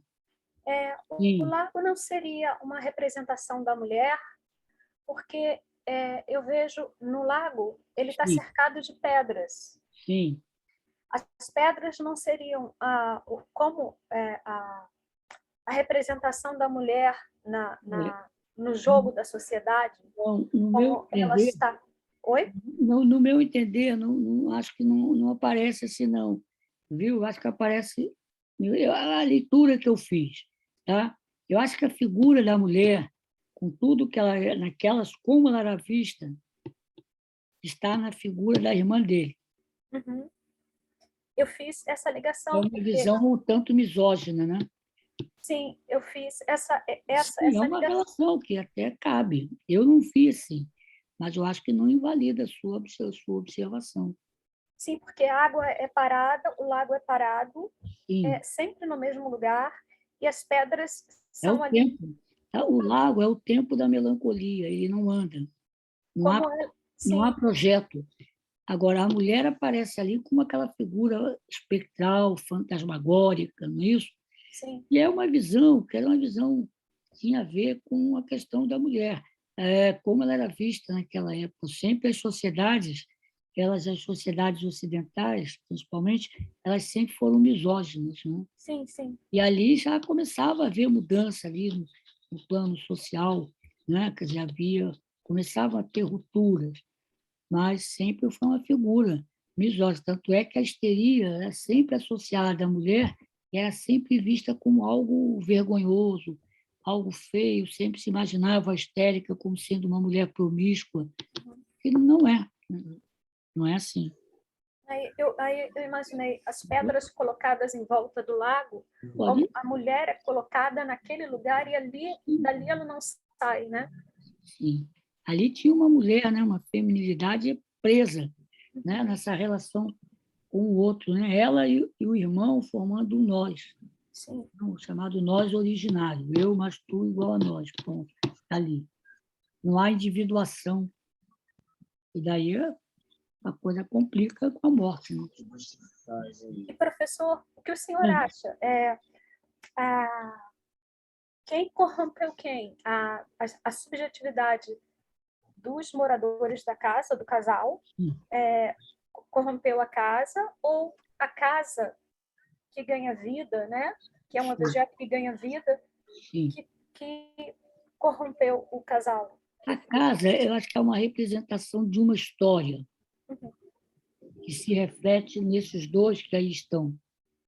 Né? Estão presos a uma, digamos, neurose da qual eles não saem. Eles não podem sair, eles não querem sair, porque a relação que eles querem é manter, ficar juntos. Só que essa relação ela exige quase que um abandono da vida, quase que um abandono do mundo. Esse aqui é o problema. Ali Eu me lembrei de A Espuma dos Dias, de Boris Vian. E a casa vai encolhendo. Tem também um romance, né, do Lúcio Cardoso, A Casa Assassinada, né? Sim. A casa como uma representação de um espaço, uma projeção de um espaço interno na casa. A casa é mais do que as paredes, a casa é mais do que as portas, a casa é um espaço. Né? Quando você diz a minha casa, ela reproduz ali os valores da sua vida. Os seus valores estão ali na sua casa, na minha casa, na casa de qualquer um. Né? Falando em casa, a gente vive num país onde milhares de pessoas não têm casa, ou melhor, moram na rua, né? Também tem isso, né? Vamos lá. Obrigada, professor. Nada, não sei se atendi aí. Claro. Vamos lá. Pergunta da Júlia Cardoso. Sim. Professor, a casa me parece mais a personificação de Roderick Usher, no início rachado, e que no final colapsa e desmorona, até mesmo pelas janelas da casa, que são descritas como olhos vazios. Essa hipersensibilidade auditiva dele com os sons produzidos na casa pode ser porque está sendo produzido em seu interior? Provavelmente sim, né? Quer dizer, veja que ele descreve bem a casa, ele já apresenta a casa, né? As janelas como olhos vazios, né? Já antecipando o que vai se ver lá dentro.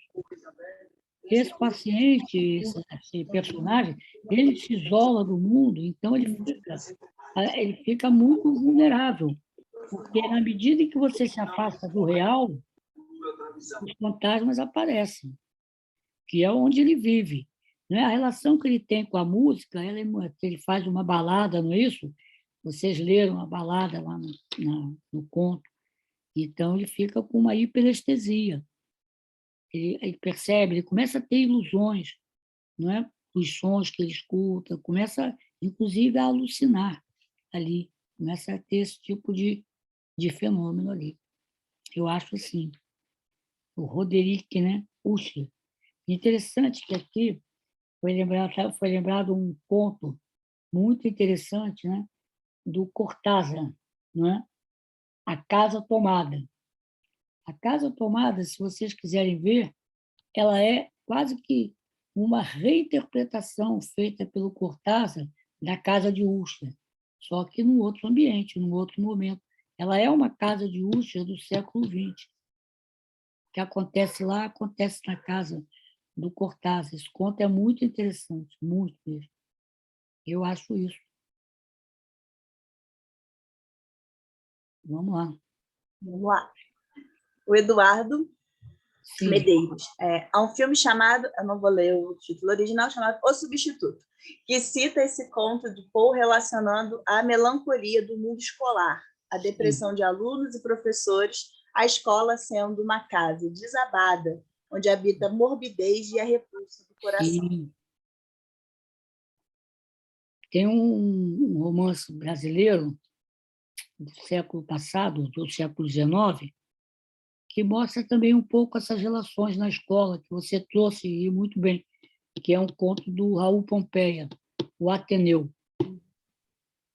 O Ateneu é um romance muito bonito, que mostra todas as relações da família e da escola. Muito, muito interessante. Eu acho que vocês deviam ler, uma sugestão.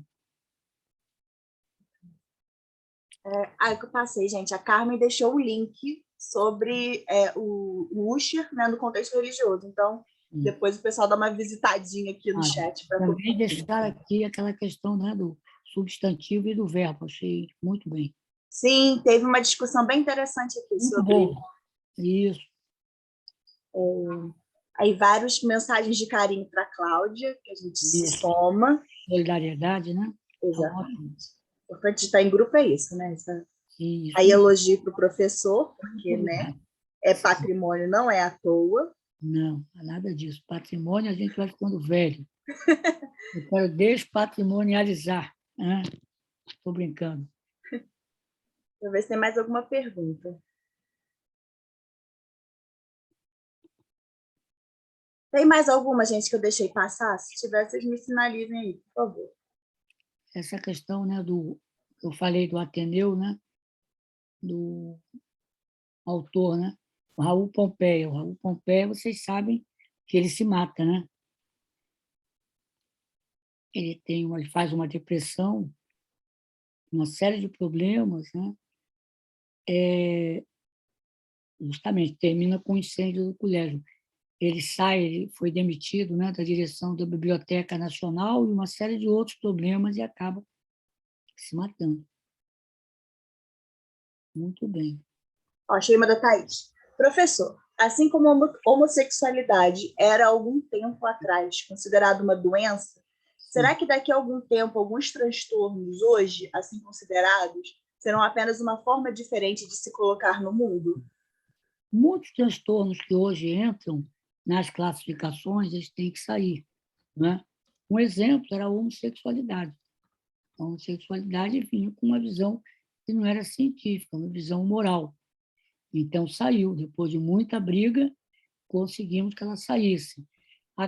As classificações modernas, tanto CID-5, DSM-5, CID-11, são classificações que têm é um discurso muito mais ideológico, muito mais do que científico. Se vocês olharem, por exemplo, a última edição, a edição há alguns anos, do CID, eu não me lembro, do DSM-6, 6, 8, não me lembro, tinha, digamos, 300 transtornos ali. A última edição hoje tem 1.150 transtornos. Por que há esse crescimento? Não é? O que faz? Por quê? Não é porque, é claro, que a gente muda, não se adoece da mesma maneira. A doença é um fenômeno histórico, como a doença e a saúde. Agora, ali você vai vendo, por exemplo, como há interesses outros. Né?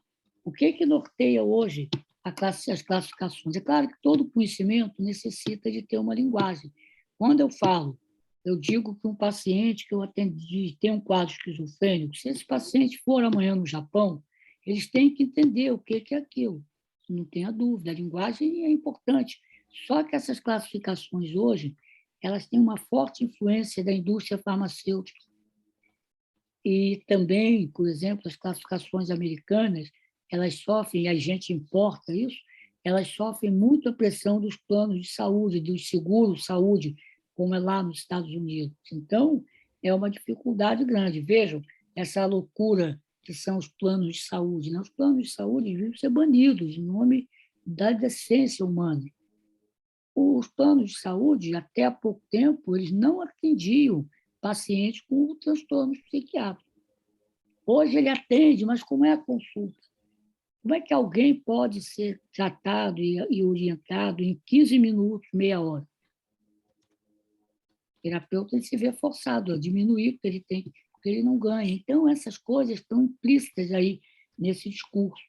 Não é? Essas classificações, elas têm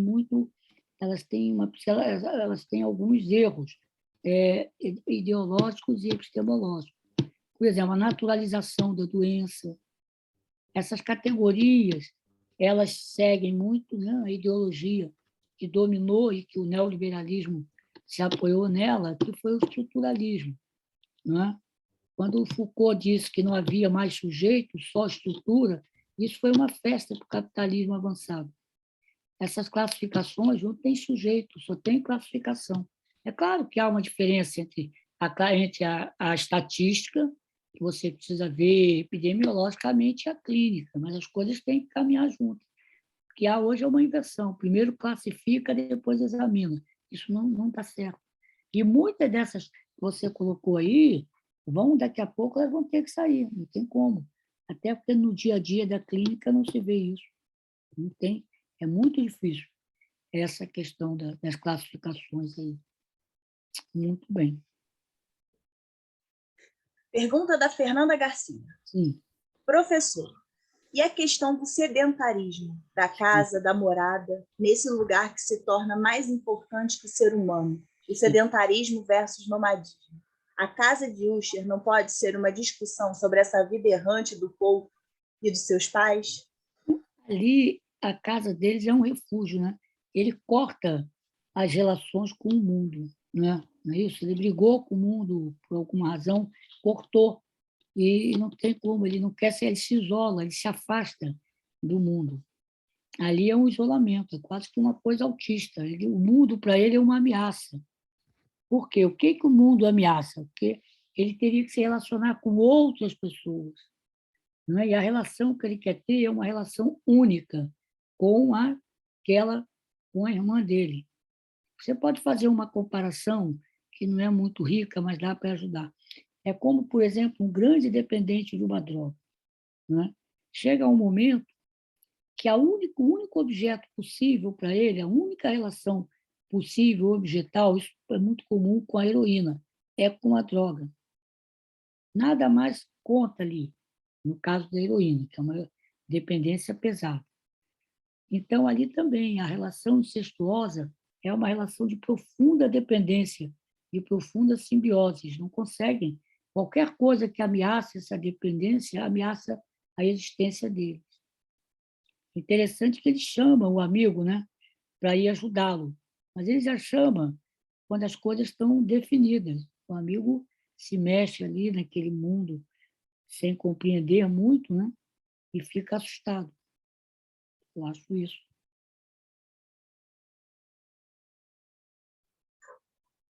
A Fernanda, perguntar se a Fernanda quer falar, porque ela discorda. Oi?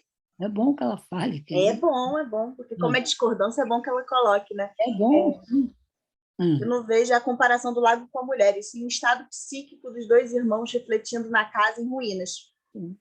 É a representação ali, a representação da melancolia, né? A melancolia é vista pelos gregos, tal, como sendo algo ligado à bile negra, não é? Ali, aquele lago ali como já era marca, ali é um ambiente depressivo, é um ambiente que provoca sofrimento. Quem não convive, por exemplo, a convivência com o grande deprimido, ela é muito dolorosa para quem está convivendo. Porque o grande deprimido, esse paciente, esse jovem, esse personagem, não é paciente, ele se mostra diante do mundo completamente impotente. Mas, na verdade, dialeticamente, ele tem uma grande onipotência. Ele tem uma onipotência tão grande que ele, com aquele sofrimento, ele paralisa o mundo que está ao redor dele. Daí a representação de um lago parado, de uma casa que está ali. Ele paralisa quem está. Veja que se a gente quiser pegar por esse lado, o amigo dele tem que fugir. Independente se a casa fosse cair ou não, ele fugiria, porque ele seria soterrado. Muito bem. Ela até coloca, o narrador pode ser visto como um amigo mesmo, que é chamado escuta. O único e último gesto do personagem pedir ajuda.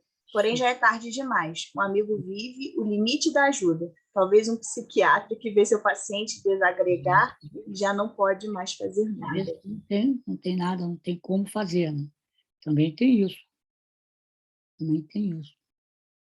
Eu também não sei se esse amigo dele, se toda aquela história ali é uma fantasmagoria criada pelo narrador, como se fosse um grande sonho.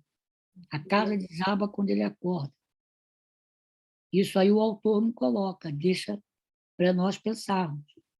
Também foi uma leitura que eu fiz, não sei se é a melhor, mas foi uma que eu fiz, as duas leituras possíveis e imagináveis do conto. Agora, deve ter outras.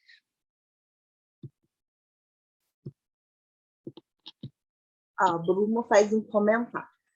A morte dos irmãos gêmeos abraçados, a irmã que, aí cita, cai pesadamente sobre o irmão e, em sua violenta e agora final agonia, arrastou para o chão já cadáver, vítima dos terrores que havia previsto. Fim de citação.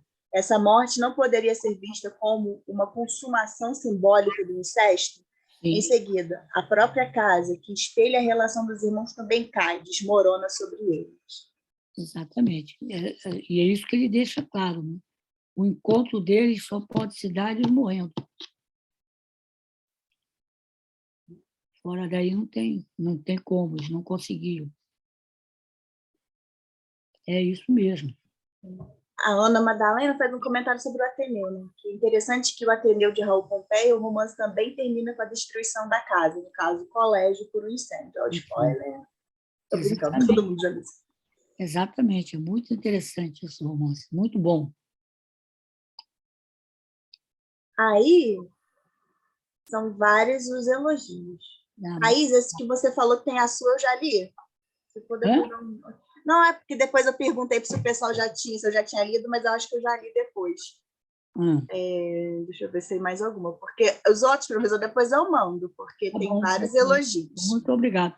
Alguém ali propôs que esse seminário fizesse um evento, aí tem que falar com o João. Eu gostei dessa ideia, já anotei para falar com ele. Mas vamos esperar a pandemia cair um pouquinho mais. Que aí pode fazer, né? A gente faz mesas de debate, né? Pode fazer, sim, trabalho. Outras pessoas, né, que entendem muito aí disso aí. Ah, tá. Aí a Fernanda, gostei disso, eu vou usar agora, gente. Quando alguém fizer uma pergunta, coloque em caixa alta, pergunta, porque aí facilita na hora da gente... Tá bom, ótimo. Mas depois eu acabei já lendo. Já leu, foi ótimo. Bluma, eu já li, foi aquele comentário dos gêmeos? Ou você fez outra pergunta? Não, sim, é só aquele. Show. Mais algum comentário, gente? Mais alguma... o Evandro. Os irmãos sendo gêmeos, tem algum significado? Eu acho que sim, né? Quer dizer, mostra que a vida deles ali, ela não permite a diferenciação, né? De um e de outro. A gente sabe que, às vezes, quando os gêmeos são muito idênticos e as famílias estimulam muito isso, começa a ter problemas, né? Muitos. Não é só por uma questão genética, não. É pela como se forma a estrutura da personalidade. Tá? Eu acho isso, eu acho que tem sim. Ou seja, o fato de eles serem gêmeos, eles não conseguem se separar. É mais um fator para eles ficarem juntos. E aí, quando entra a questão do incesto, da sexualidade, é que entra o fantasma ali. Eu acho que sim.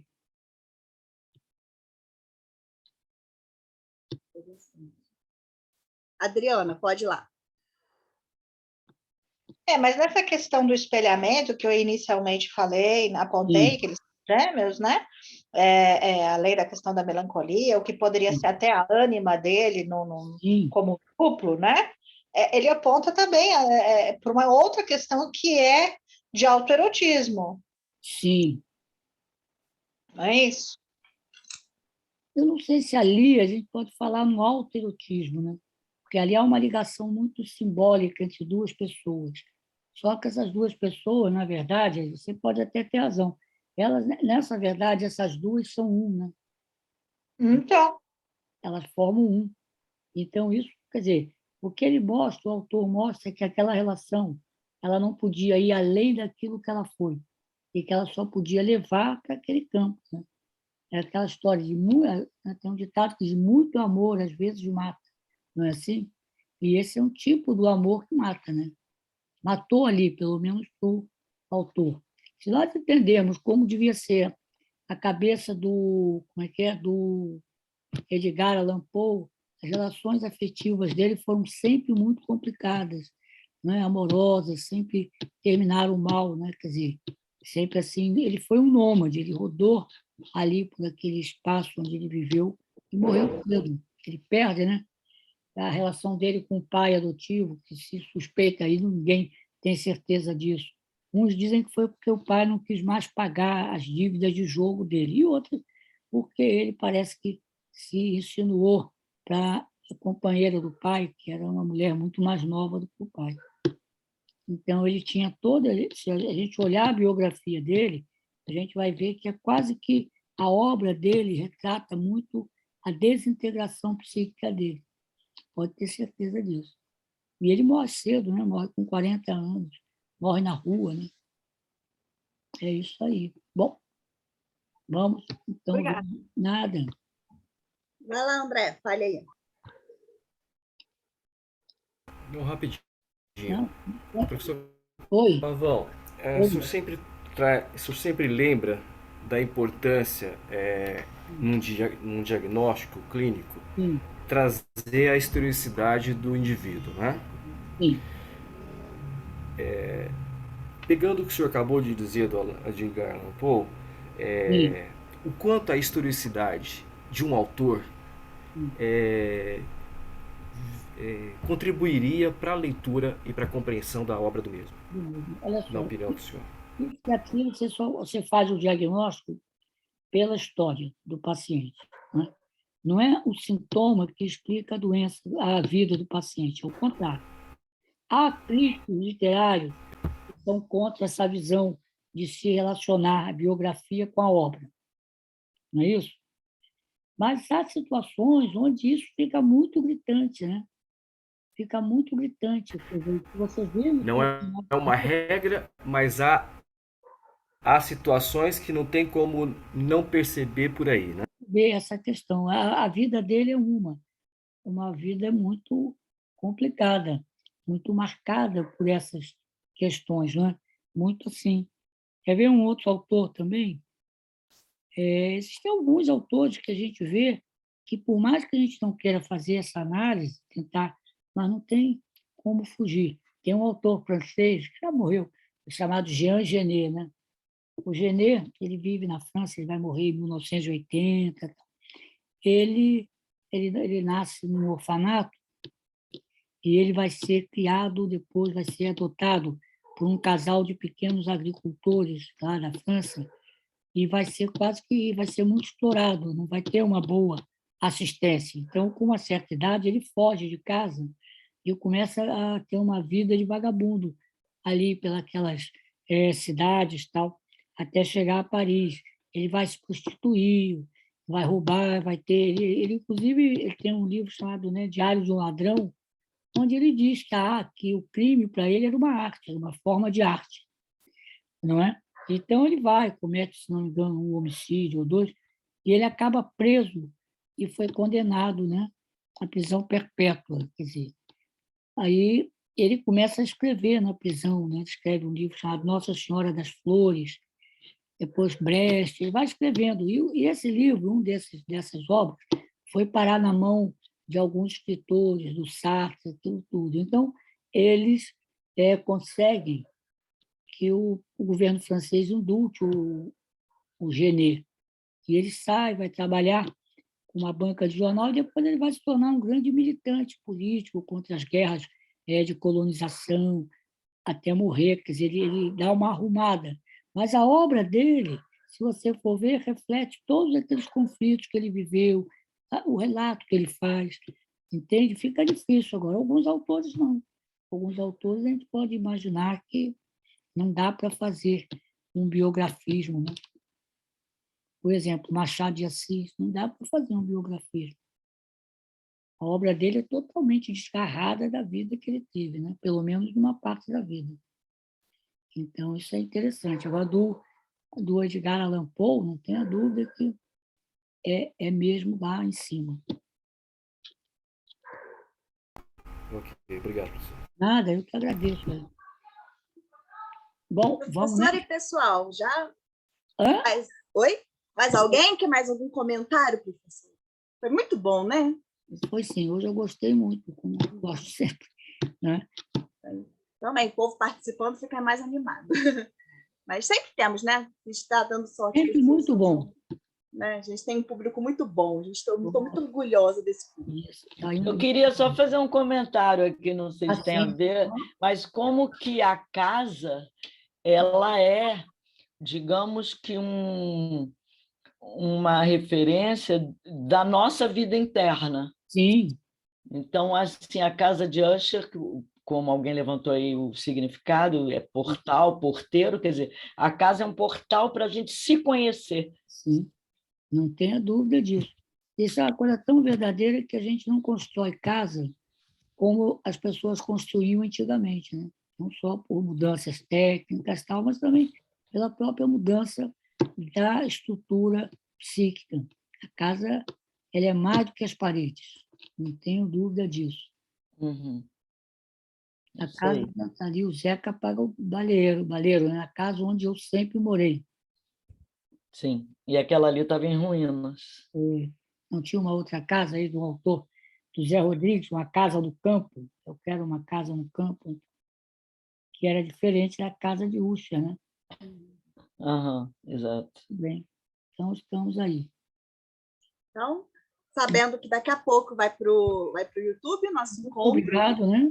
Vou salvar o chat. Se ficou alguma coisa perdida, pode deixar que eu vou ler depois. Você pode mandar para o meu WhatsApp também. Olha só, o próximo encontro quando é? Dia 8 de julho, vamos conversar sobre a morte da porta-estandarte do Aníbal Machado. Sim. Ótimo. O Aníbal Machado foi o pai da Maria Clara Machado, é um conto muito bonito. Né? Vamos sair lá da casa de Usher para o Rio de Janeiro, para a Praça 11. Tá bom. Tá ótimo. E professora, só para o pessoal saber, eu acho que... Só para fechar aqui. Sim. Diga. Só fechar. Não, só porque